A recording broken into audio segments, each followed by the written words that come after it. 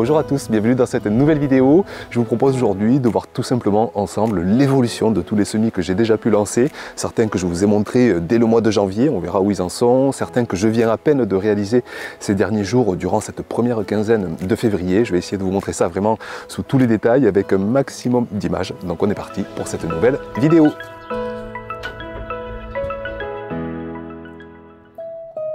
Alors on commence avec un tout nouveau semis que je viens de réaliser, c'était vers le 10 février. Ça concerne la culture de l'épinard. Vous la voyez souvent à l'honneur sur la chaîne, tellement on se régale de cette culture d'épinard.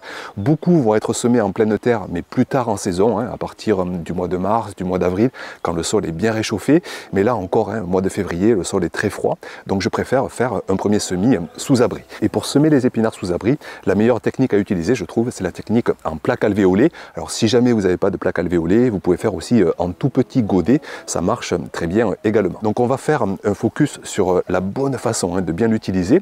On va prendre un bon terreau à semis avec un gros pourcentage de matière organique qui soit bien fin, qui contienne peu de grossièreté, et on va bien remplir les alvéoles. On va mettre une bonne quantité de terreau, on va pianoter pour tasser le terreau dans chacune des alvéoles. On va remettre du terreau, ainsi de suite, jusqu'à ce que les alvéoles soient bien remplies de terreau, et d'un terreau donc bien tassé. Ça facilitera ensuite le démotage. Donc une fois que ça c'est fait, on est parti pour le premier semis d'épinards de la saison. Alors ici, ce que j'ai coutume de faire, c'est de mettre 3 petites graines par alvéole. Comme ça, on ira ensuite les repiquer au potager par poquet de 3 plants. Ça marche très bien. On espacera chaque motte de 10-15 cm. Et pour chaque motte, ça nous donnera une belle quantité de feuilles et des feuilles bien grandes. Donc 3 petites graines par alvéole. On essaie de prendre le temps de bien faire ça minutieusement pour espérer réussir au mieux ce semis.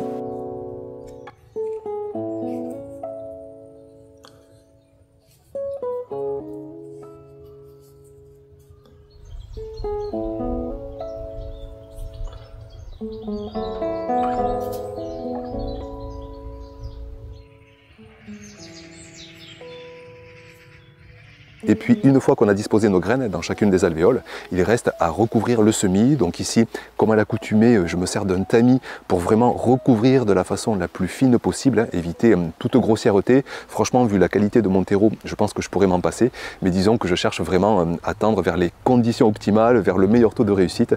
Et là, c'est reparti. Je repianote un petit peu, je concentre le semis dans chacune des alvéoles, je repianote un petit peu pour bien tasser, pour bien recouvrir chacune des graines. Et puis reste ensuite à arroser. Donc là vous avez 2 techniques, soit vous arrosez un petit peu délicatement par le dessus avec un pulvérisateur ou avec un petit arrosoir, et sinon si vous avez un plateau, si vous avez comme des coupelles lorsque vous semez en godet, vous pouvez arroser par capillarité en déposant les godets, les plaques alvéolées dans un fond d'eau. Ça aussi ça marche très bien et ça permettra de maintenir le semis bien humide. Et puis par la suite, je vais laisser ce semis d'épinards tout simplement dans la serre, sous abri froid. Je ne vais pas le rentrer à la maison, je ne vais pas chercher beaucoup de température. Ce n'est pas du tout utile pour cette culture qui se satisfait très bien de 5, 6, 7, 8, 9, 10 degrés à la fois pour germer et pour ensuite se développer. Au contraire, elle déteste la chaleur, les températures trop chaudes. Donc je vais le laisser dans la serre. Et si vous n'avez pas de serre chez vous, vous pouvez très bien le faire à la maison. Mais attention, n'allez pas dépasser les 20 degrés. Et sitôt que ça germe, recherchez vraiment un maximum de lumière. Mettez-vous derrière vos fenêtres, baies vitrées, dans une véranda pour éviter que les plants ne filent, ne s'étiolent, ne se fragilisent. Donc vraiment, priorisez absolument la lumière plutôt que la température.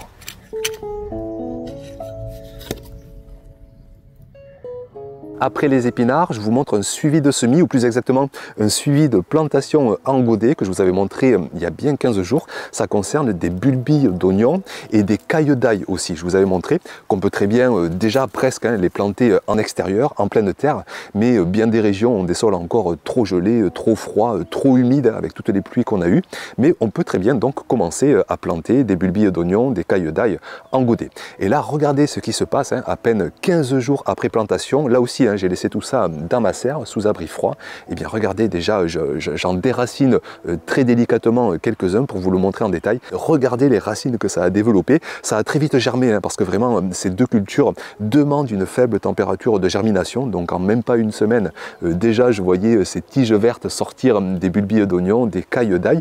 Et donc là je pourrais presque déjà les repiquer en pleine terre, mais je préfère encore patienter un petit peu. On va laisser les plants se développer, les réseaux racinaires encore plus se former. Mais par contre, dès les premiers jours du mois de mars, hop, j'envoie tout ça en plantation, en pleine terre, au potager.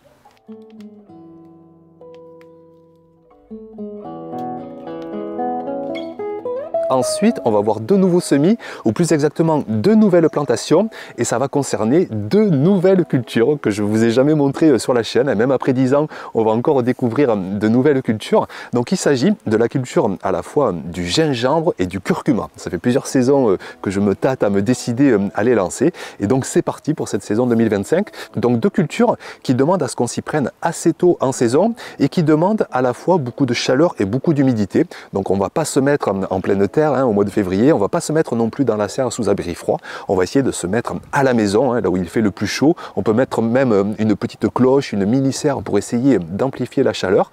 Donc je vais prendre deux gros pots, enfin pour l'instant je vais en prendre un gros pour planter ce qu'on appelle donc un rhizome de gingembre. Vous en trouvez que ce soit dans des supermarchés, dans des jardineries, sur des sites aussi de semenciers, par exemple chez mon partenaire à La Bonne Graine, vous retrouvez ce genre de choses. Donc vous procurez un beau morceau de gingembre. S'il n'est pas encore germé, s'il n'y a pas des petits yeux, vous pouvez l'humidifier pendant quelques jours. Vous le pulvérisez d'eau, vous le mettez dans un petit bol, sinon dans un petit ramequin avec un fond d'eau, jusqu'à ce que vous voyez des yeux apparaître. Et ensuite, donc, on va le planter dans un gros pot. Et d'ici 15 jours, 3 semaines, 1 mois, vous allez commencer à avoir des petits plants, des petits germes. Et d'ici le mois de mai, on ira planter ça en extérieur. Pareil pour le curcuma. Là aussi, c'est bien de le faire germer, de le faire raciner dans un premier temps. Donc je me suis procuré là aussi des petits rhizomes. Je vais les mettre simplement dans un ramequin, dans un fond d'eau, et je vous ferai suivre ça dans les prochaines vidéos. Pour l'instant, je ne le mets pas encore en pot, je vais le laisser raciner. Et puis donc je le planterai par la suite en pot individuel. Et au mois de mai, on installera des jeunes petits plants en extérieur au potager. On suivra ça tout au long de la saison.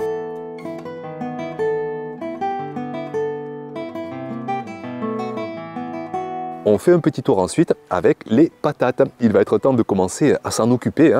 On va bientôt les planter en pleine terre. Moi, je fais ça vers la mi-mars parce que je sais que les plants vont mettre environ 3 semaines à sortir de terre. Ça va me mener vers le 5-10 avril et les risques de gel seront quasiment terminés parce qu'il ne faut surtout pas que les plants, une fois sortis de terre, prennent le gel. Donc, vous pouvez calculer chez vous quand c'est les derniers gels. Vous remontez 15 jours, 3 semaines avant et vous pouvez planter vos patates. Et donc, pour les planter, le mieux, c'est d'avoir des tubercules qui soient déjà un petit peu germés, des beaux germes bien trapus, bien costauds, bien épais. Et pour ça, il faut partir de tubercules non germés. Là aussi, vous pouvez en trouver en magasin, en jardinerie, sur des sites de semenciers.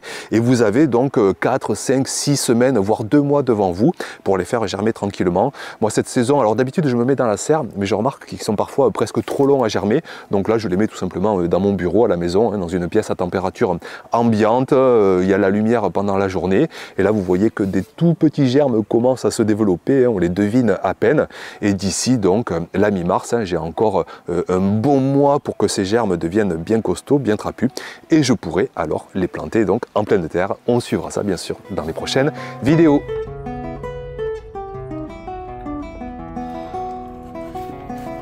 Un petit détour ensuite avec le premier semis de laitue de la saison que je vous avais montré dès ce mois de janvier. Ici sous climat doux, je ne traîne pas. De toute façon, on sème des laitues quasiment toute l'année, sauf en période estivale où la culture a trop chaud, où on préfère récolter bien d'autres cultures du potager.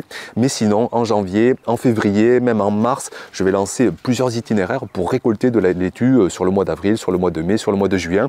Et je ressèmerai ensuite en fin d'été pour se régaler de salade, de laitue toute l'arrière-saison. Donc premier semis que j'ai laissé sous abri froid. Surtout, n'allez pas exposer votre semis de laitue à trop forte température, sinon les plants vont filer, vont se fragiliser. Donc là, sous abri froid, ça a bien germé, ça a mis quand même 8, 9, 10 jours. Ensuite, les beaux plants se sont développés. Et là, donc, il est temps de repiquer tout ça tranquillement. Et je dis bien tranquillement, en godet individuel. Moi, j'adore faire ça. Je prends un bon quart d'heure là devant moi. Quand je sais que j'ai le temps, je dispose mes dizaines de godets. Je vais faire 30, 40 plants. Des godets de petite taille, ça suffit, 7 sur 7 cm. Un bon terreau. sépare les plants délicatement, hein, même si les racines de laitue elles supportent très bien un repiquage, elles supportent très bien être un peu brusquées. Et puis donc sous 3-4 semaines, les plants vont bien se développer. Je pourrai courant du mois de mars aller planter tout ça en extérieur. Ils supportent de petits gels. Ici sous climat doux, le printemps sera arrivé, le sol va commencer à se réchauffer et je pourrai donc sans aucune contrainte commencer à implanter mes plants de laitue en extérieur au potager.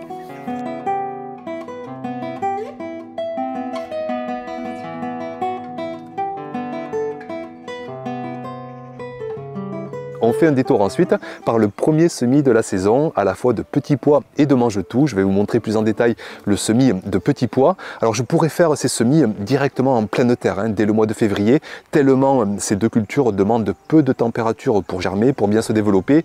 Mais bon, j'ai remarqué quand même, hein, les saisons passant, qu'en semant au mois de février, surtout durant la première quinzaine, ça met quand même beaucoup de temps à germer. Il faut compter 20, 25, parfois 30 jours pour que ça germe, tellement le sol est encore bien froid. Donc pour ce premier semis, je préfère là aussi me mettre sous abri, dans la serre, en godet individuel. Alors comme ce sont des légumineuses, hein, des cultures qui font des grosses racines, je vais prendre quand même des godets de grande taille, hein, 8, 9, voire même 10 cm de diamètre, ou de côté si vous utilisez des godets carrés. Et on va mettre 7, 8, 9, voire même 10 graines dans chacun des godets. Je fais un focus sur la variété de petits pois. C'est la variété Eddy, je vous l'avais montré l'année dernière. C'est une des meilleures variétés de petits pois, extrêmement productive. Vous avez en fait une double production à chaque interneux et vous avez des cosses, des gousses de petits pois qui sont vraiment énormes, hein. On pourrait presque les confondre avec des gousses de fèves tellement le calibre est conséquent. Et cette variété, comme par hasard, hein, vous pouvez la retrouver chez mon partenaire à La Bonne Graine. Et en plus j'ai Stéphane, hein, le boss de La Bonne Graine, qui m'a donné un code promotionnel.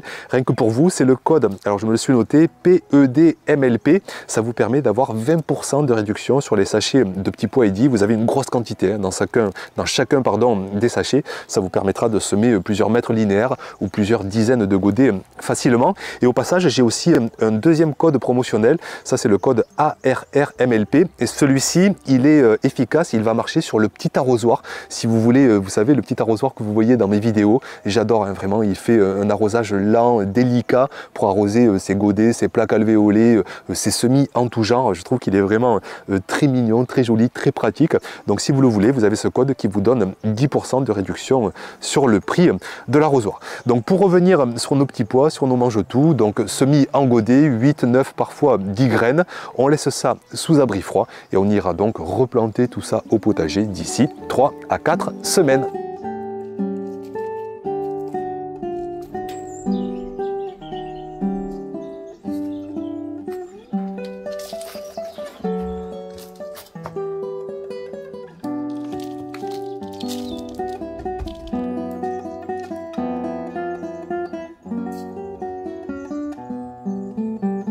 On passe ensuite à la culture de la chayote. Alors attention, je suis très en avance, hein, je vous préviens, avec cette culture, j'ai pris presque 2 mois d'avance parce que je voulais essayer cette saison d'avoir en fait un énorme plan à la maison, de décorer presque mon bureau, d'avoir du végétal.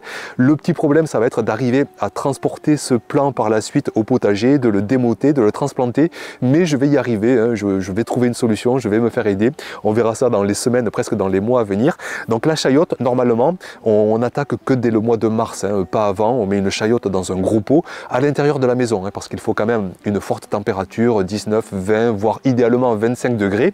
Et on va avoir donc la chayote qui va germer, qui va faire 20, 30, 40, 50 cm. Et au mois de mai, on ira installer donc ce plan déjà bien avancé au potager. On prend de l'avance en fait, hein, parce que la culture est très longue et il vaut mieux avoir un plan qui est déjà bien avancé dès le mois de mai. Donc moi ici cette saison, ce que j'ai fait, hein, vous avez pu le voir dans de dernières vidéos, j'ai commencé dès le mois de janvier, j'ai pris un pot, j'ai mis une chayote dedans, ça a commencé à germer. Par la suite j'ai rempoté dans un pot encore plus gros, c'est même pas un pot d'ailleurs, c'est ce qu'on appelle un sac potager qui doit bien faire 20 litres de contenance. Et là j'ai le plan, hein, qui a toute la place vraiment pour bien se développer. J'ai installé un tuteur avec du grillage à moutons et vous voyez, hein, le plan qui émet plein de petites vrilles, c'est génial vraiment comme cette culture est vigoureuse et abondante de feuillage. Et donc là, dans les semaines à venir, je devrais vraiment avoir un plan énorme de chayote qui va courir sur 1 mètre, 2 mètres, peut-être 3 mètres de longueur. Et par la suite, donc, le défi, ça va être d'amener tout ça au potager parce que le plan, il faut vraiment qu'il ait la pleine terre. Les racines vont courir presque sur des mètres sous terre. Donc, j'irai démoter tout ça, planter tout ça au potager au mois de mai. Et puis j'espère avoir des récoltes précoces de chayotes. Mais bon, j'ai fait un petit peu le fou cette saison pour avoir un beau plan bien avancé tôt dans la saison. Mais sinon, je vous répète, attendez début mars, ça suffit largement. Vous mettez une chayote en pot, voire même mi-mars, voire même début avril. Et donc au mois de mai, vous aurez un petit plan raisonnable à démoter, à repiquer, à transplanter dans votre potager en pleine terre une fois que les risques de gel seront terminés.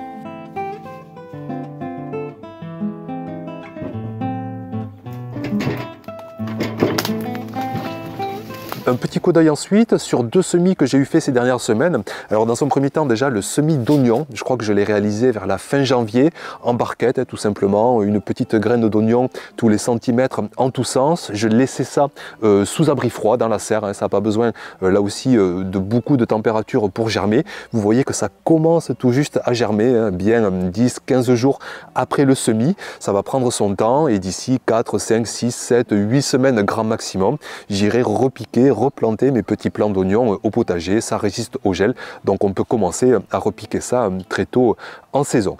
Et puis un autre coup d'œil cette fois-ci sur le semis de fèves. J'étais étonné là ce matin avant de filmer la vidéo de voir que ça n'avait pas encore germé, sous abri froid, ça met entre 7, 8, 9, 10 jours à germer. Donc je me suis amusé un petit peu à déterrer les graines et regardez, j'ai trouvé ça intéressant, je vous le montre à l'image, une graine de fève qui est en train de germer et regardez déjà la racine pointue, vigoureuse que ça émet. En fait, comme les petits pois, comme les mange-tout, c'est une culture de légumineuse et je peux vous dire que ça fait vraiment des racines extrêmement vigoureuses. Donc j'ai mis 3 graines par godet et ça va pas rester longtemps en godet, je vous le dis.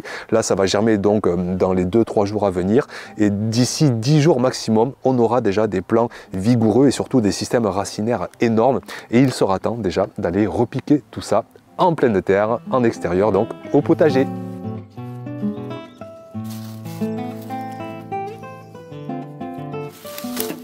Ensuite, on passe à un premier semis de betteraves et de choux que je vous avais montré dès le mois de janvier, ou en tout cas tout début février. Ce sont des cultures là aussi précoces, là aussi des cultures qui demandent peu de chaleur. J'ai commencé donc à faire les premiers itinéraires de saison dans une plaque alvéolée. Alors pour les betteraves, on sème ce qu'on appelle des glomérules. Vous savez, chaque graine va donner 2-3 petits plants. Donc vous voyez que ça commence à peine à germer. On est presque 15 jours après le semis. Ça commence à germer parce qu'il ne fait pas très chaud dans la serre. Donc ça ne met pas une semaine comme si le semis était à 18 degrés, mais c'est pas grave, ça prend son temps, ça germe tranquillement. Et puis pour les choux, j'avais semé 2-3 graines par alvéole pour être sûr de ne pas avoir des alvéoles de vide. Donc quand j'ai parfois tous les plants qui germent, et bien tout simplement j'arrache les plants en trop pour n'en laisser qu'un par alvéole. Et puis je verrai par la suite, soit les plants vont bien se tenir et je ne vais pas faire de repiquage, soit je verrai que les plants se fragilisent un petit peu et je les repiquerai en godet individuel. On sait que le chou aime le repiquage, ça ne le stresse pas du tout, voire au contraire ça le renforce. Donc je vais suivre ça de près et puis donc on ira planter tout ça dans plusieurs semaines, dans 4, 5, 6, 7, 8 semaines. Là aussi ça résiste au gel, c'est pourquoi sous climat doux, je n'hésite pas à semer ces premiers itinéraires de saison dès cette fin de mois de janvier, début février. Et puis on en refera d'autres bien sûr tout au long des mois à venir.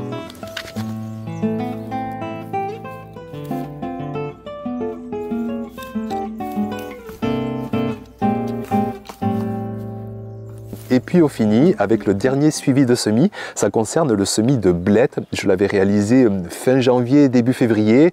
Là aussi, un semis de culture précoce qui supporte le gel, qui ne demande pas beaucoup de température pour germer, pour bien se développer. Ce semis, je l'avais réalisé en godet individuel. Je trouve que ça marche très bien pour le semis de blettes.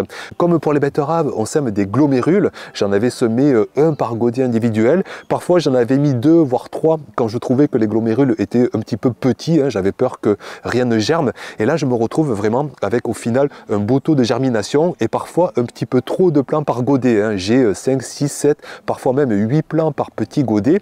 Alors ce qu'il faut savoir avec les plants de blettes, c'est qu'on peut en avoir qu'un par godet, ça va donner des feuilles énormes. On peut aussi en laisser 2 ou 3, on aura comme ça des grappes de feuilles de blettes un peu plus conséquentes, peut-être des feuilles un peu plus petites, mais après au-dessus 4, 5, 6 plants, ça commence à faire trop. Donc là ce que je fais tout simplement, j'arrache les plants en trop pour n'en laisser que donc 1, 2, voire 3 maximum. Et comme les autres cultures que l'on a vues dans cette vidéo aujourd'hui, j'irai repiquer tout ça au potager d'ici quelques semaines, courant du mois de mars. Il y aura encore quelques petits gels, mais c'est pas grave parce que cette culture, c'est très bien y résister. Donc voilà pour cette vidéo, vous avez vu que les semis sont déjà assez nombreux, hein. La saison commence à bien s'accélérer, mais tout de même, hein, je vous précise, je vous rappelle que ce sont des semis vraiment de culture précoce. Vous n'avez pas vu de semis de concombres, de courgettes, de courges, de tomates, même les aubergines, même les poivrons. Je patiente pour faire tout ça, on s'y prendra différemment. Ce sont des semis qui demandent de la chaleur, qui demandent plus de lumière. Pour l'instant, on se concentre sur des cultures précoces de début de saison, qui n'aiment pas avoir de grosses chaleurs, qui se contentent de faibles températures. Ce sont des semis donc qu'on peut espérer bien réussir au mois de février et ensuite aller planter en mars, en avril au potager. Je vous rappelle que vous retrouvez de toute façon tous ces semis dans mon almanach numérique interactif pour ceux qui veulent un guide complet pour essayer de réussir au mieux leur saison. Merci beaucoup pour votre attention et puis à très vite bien sûr pour de prochaines vidéos. Ciao!